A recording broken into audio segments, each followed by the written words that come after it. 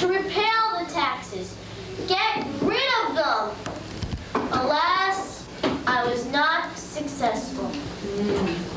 Thomas Jefferson, you may speak now. The sales tax was unfair. We were taxed on everything, from lead to glass and paint and tea. Tea? Yes, tea, and even a marriage license. Oh my God. Somewhere in my shop, all my customers complained about how unfair these taxes were. Please raise your hand the next time you wish to be heard, Mr. Revere. Mr. Thomas Paine, your turn to speak.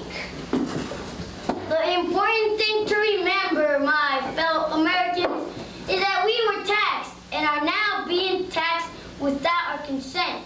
Our rights are being taken away. Yeah. We should obey the king. We must pay our taxes because we are all British subjects. We are all Englishmen who happen to be living on American soil.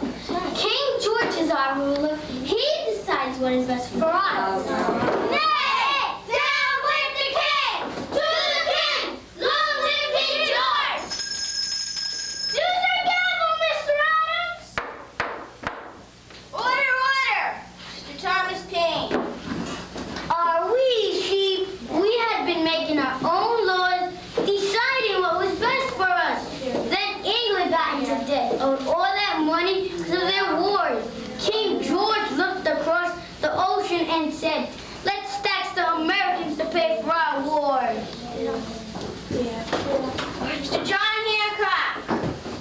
That's exactly what he did. He imposed the stamp tax on us. Should we obey bad laws? No, that's why we boycotted English products. We didn't buy English goods. We picketed. We protested. We demonstrated. So the English repealed the tax. You were hurting our English goods by not buying their product. It's perfectly understandable. We're all English, you know. Mr. George Washington. It was not long before we were taxed again. I could afford it, but that wasn't the point. England had no right to tax us without our representation. We were so angry, we wrote letters to all the colonies asking them to help get rid of the taxes.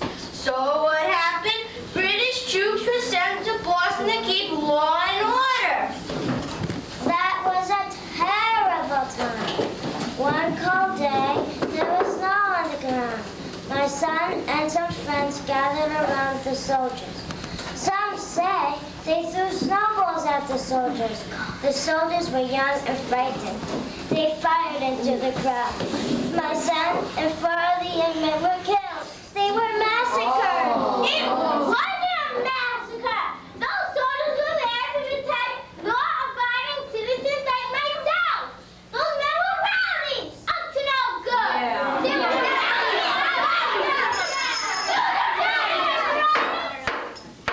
Order! Let's get on with the meeting.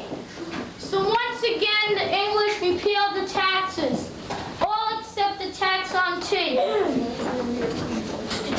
Mr. Patrick Henry. Well, the Sons of Liberty were furious. One night, dressed up as Indians, they boarded a ship in Boston Harbor and dumped its cargo of tea into the sea.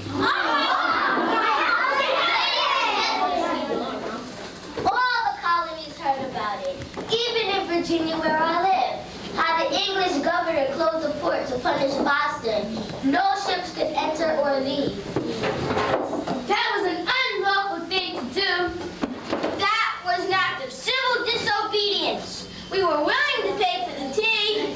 You are an agitator and a troublemaker, Mr. Samuel Adams, because upon this close, we suffered hardship. That's the price we pay for wanting freedom, madam. These are the times that try men's souls. And last but not least, you all know about my famous ride. One night, I rode to Lexington and Concord to warn the Minutemen that the British were coming. They wanted to find and arrest Mr. Adams and destroy our ammunition. A battle took place and many men were killed on both sides.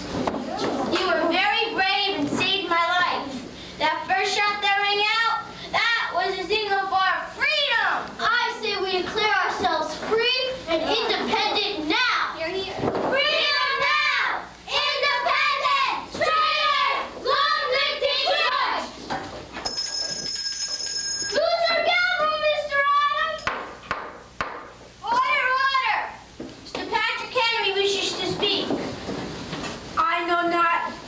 course others may take, but as for me, give me liberty or give me death. Your turn. Hooray! Traitors!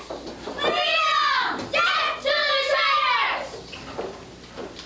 I have written a document called the Declaration of Independence. It says that all men are created equal, that we are born with certain rights, and that no one can take these rights away, not even the King of England. These rights are life, liberty, and the pursuit of happiness. And may I add, if the government does not protect these rights, the people have a right to change their government. Those of us who wish to become a free and independent people will sign that document.